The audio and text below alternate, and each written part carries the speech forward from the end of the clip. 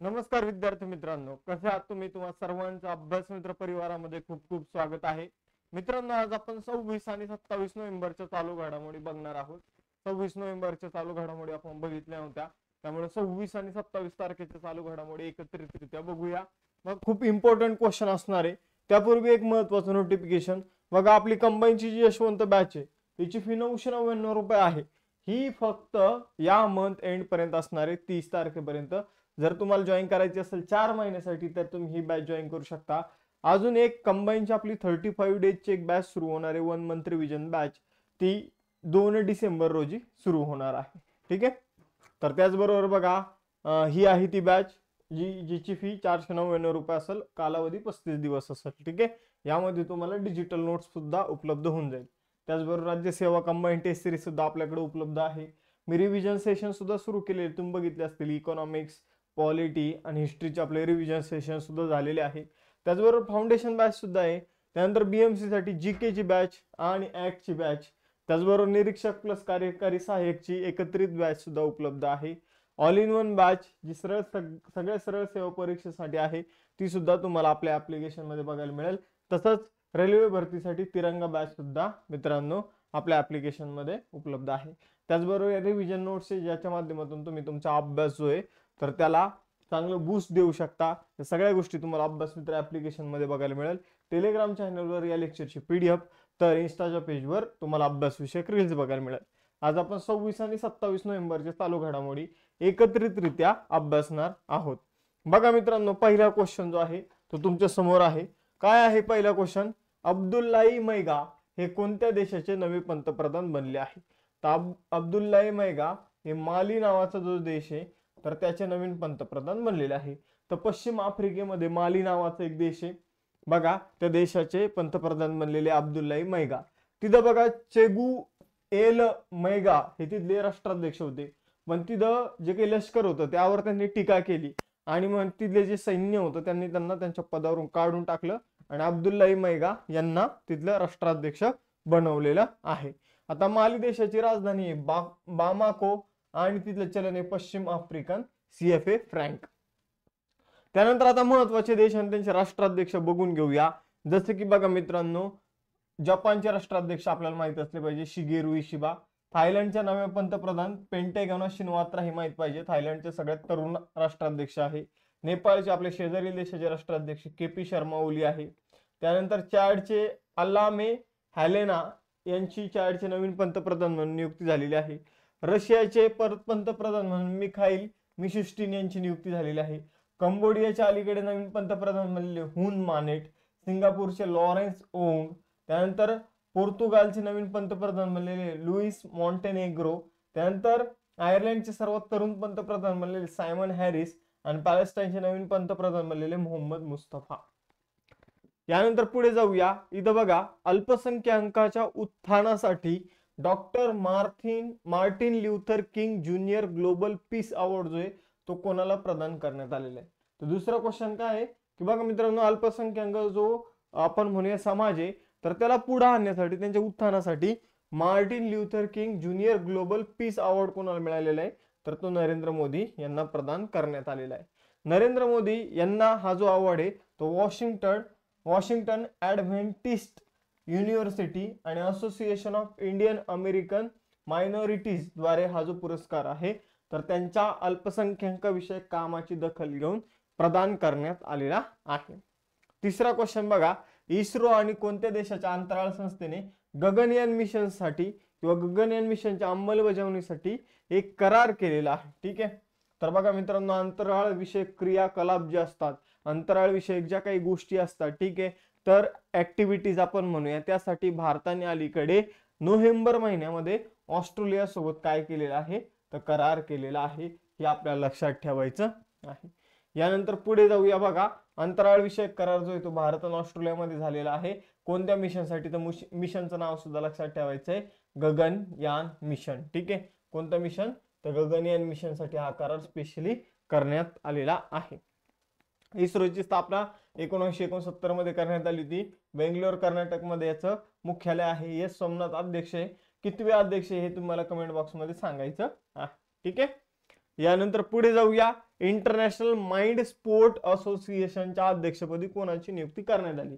तर बघा मित्रांनो, बरेचसे जे काही गेम्स असतात ते माइंड गेम्स असतात, ठीक आहे, म्हणजे डोक्याशी संबंधित, जसं की चेस झालं, ठीक आहे, असे बरेचसे गेम आहे. तर इंटरनॅशनल माइंड स्पोर्ट्स असोसिएशन जे आहे तर ती त्याला कंट्रोल करण्याचं काम करत असते, ठीक आहे. आता मी एक चेस एक्झाम्पल दिलं, पण असे बरेचसे गेम आहे. मग आपण जर बघितलं, जसं की समजा ते नंबर्स लक्षात ठेवणं, नंबर कॅल्क्युलेट करणं, किंवा समजा बरेचसे असे तुम्ही बघितले असेल रियालिटी शो मध्ये, तर ते जे गेम्स आहे तर त्याविषयी संस्था इंटरनॅशनल माइंड स्पोर्ट असोसिएशन याच्या अध्यक्षपदी कुणाची नियुक्ती करण्यात आली? तर नंदकुमार झा यांची त्याच्या अध्यक्षपदी नियुक्ती करण्यात आलेली आहे. आणि पहिले भारतीय व्यक्ती बनलेले आहे, पहिले भारतीय व्यक्ती बनलेले आहे मित्रांनो, जे इंटरनॅशनल माइंड स्पोर्ट असोसिएशनचे अध्यक्ष बनले आहे, ठीक आहे. यानंतर पुढे जाऊया, इंटरनॅशनल माइंड स्पोर्ट असोसिएशनची स्थापना 19 एप्रिल 2005 साली करण्यात आली. लॉसन स्वित्झर्लंड इथे याचं मुख्यालय आहे.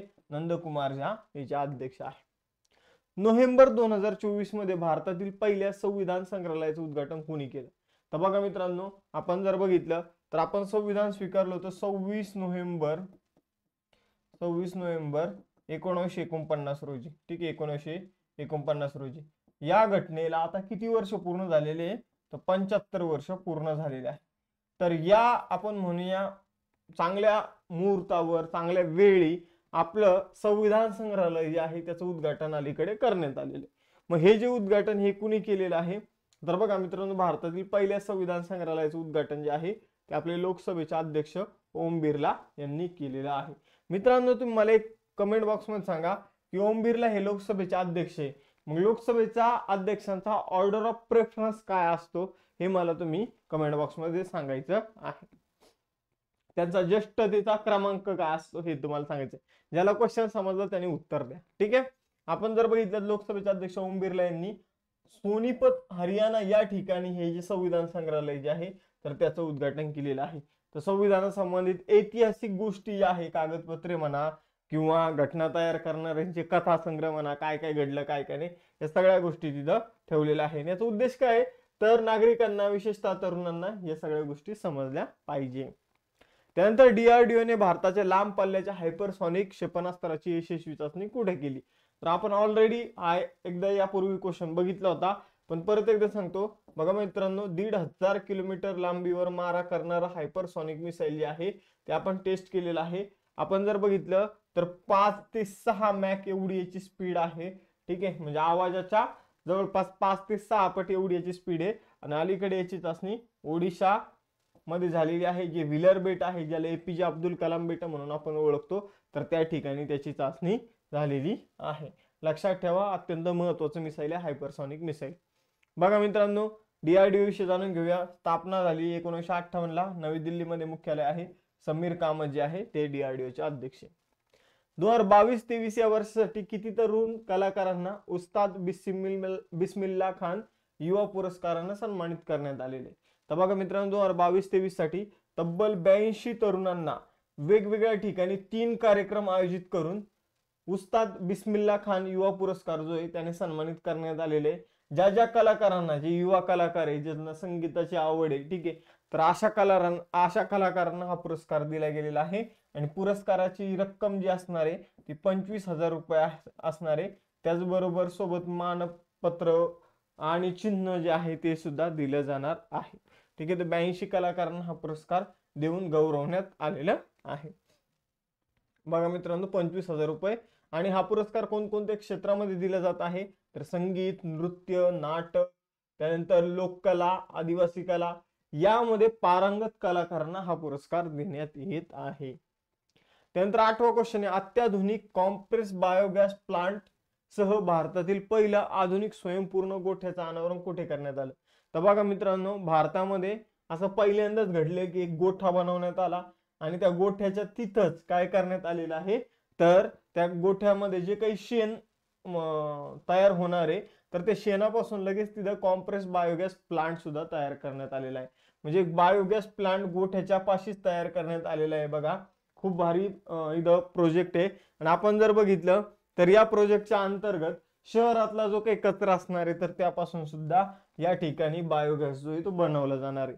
तर इंदोर जे भारतातील सगळ्यात स्वच्छ शहर आहे मित्रांनो, तर त्यांनी हा इनिशिएटिव्ह घेतलेला आहे की कचऱ्यापासून पण ते काय करणार आहे, बायोगॅस तयार करून तो विकून पैसा कमवणार आहे. ठीक आहे. तर ग्वाल्हेरमध्ये लालटीपारा, ठीक आहे, या ठिकाणी जर आपण बघितलं तर हा जो प्लांट, हा जो गोठा आहे तो बनवला जात आहे. ठीक आहे. ग्वाल्हेर एरियाचं उत्तर, सॉरी, ग्वाल्हेर एरियाचं उत्तर मध्य प्रदेश. ठीक आहे. इंदोर नाही, ग्वाल्हेर. तर हे एक उत्तर एकदा फक्त इथं चेंज लक्षात घ्या, ग्वाल्हेर येईल. ठीक आहे. तर आपण जर बघितलं ग्वाल्हेर महानगरपालिकेद्वारे हा प्रकल्प जो आहे तो चालवला जाणार आहे आणि 10,000 पेक्षा जास्त गुरं इथं असणार आहे. ठीक आहे. आपण जर बघितलं तर इथं बायोगॅस प्रकल्पासह गोशाळा सुद्धा असणार आहे. ठीक आहे, म्हणजे गोठाचे. आपण जर बघितलं तर मध्य प्रदेशमध्ये हा पहिला CBG म्हणजे कॉम्प्रेस बायोगॅस प्लांट असेल, जिथं बायोगॅस बनवला जाईल, त्याला कॉम्प्रेस सुद्धा केलं जाईल. ठीक आहे.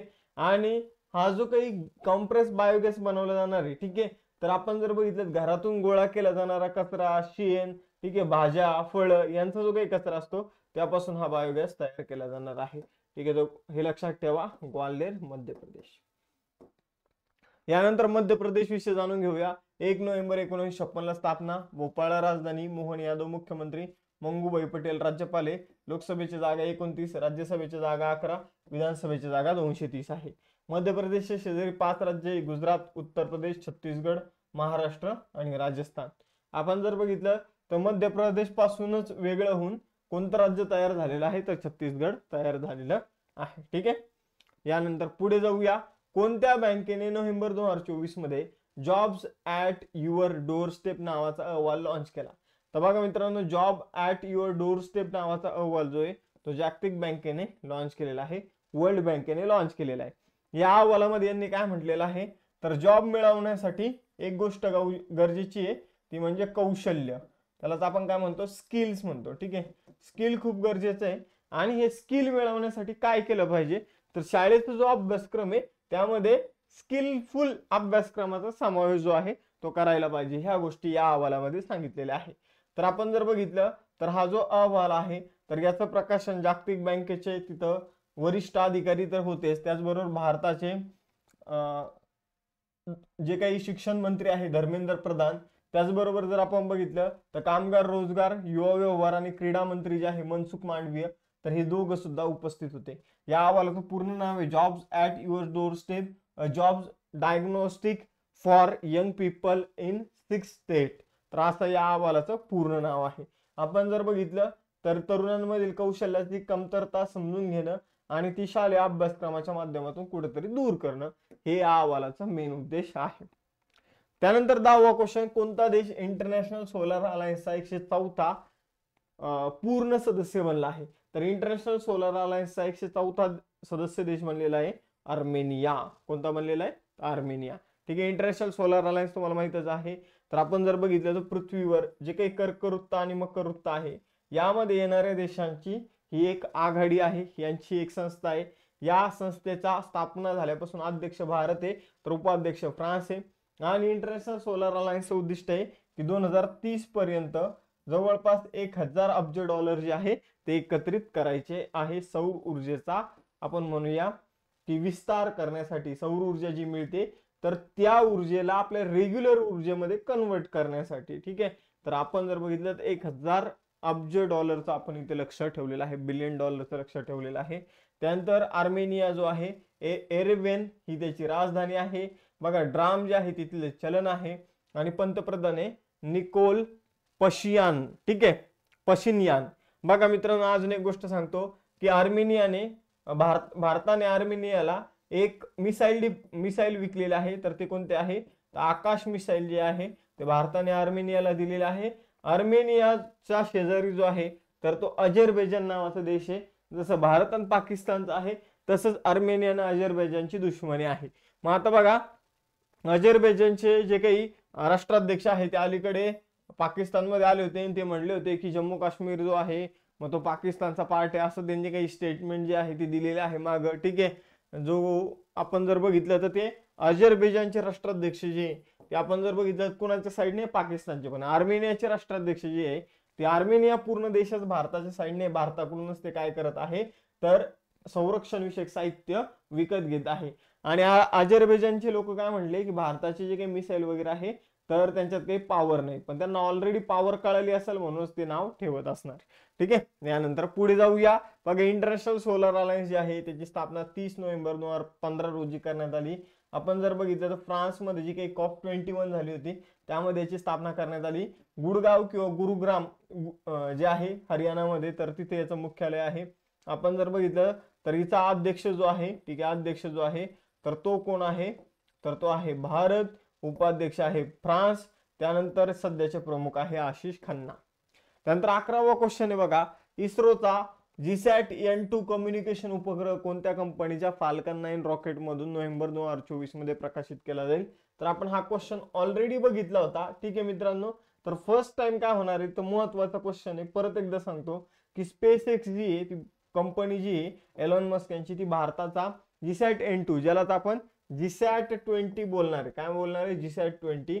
तर भारत हा जीसॅट 20 जो आहे तो स्पेस एक्सच्या माध्यमातून म्हणजे दुसऱ्या स्पेस ऑर्गनायझेशनच्या माध्यमातून पहिल्यांदाच प्रकाशित करणार आहे. त्यामुळे हा क्वेश्चन अत्यंत महत्वाचा आहे.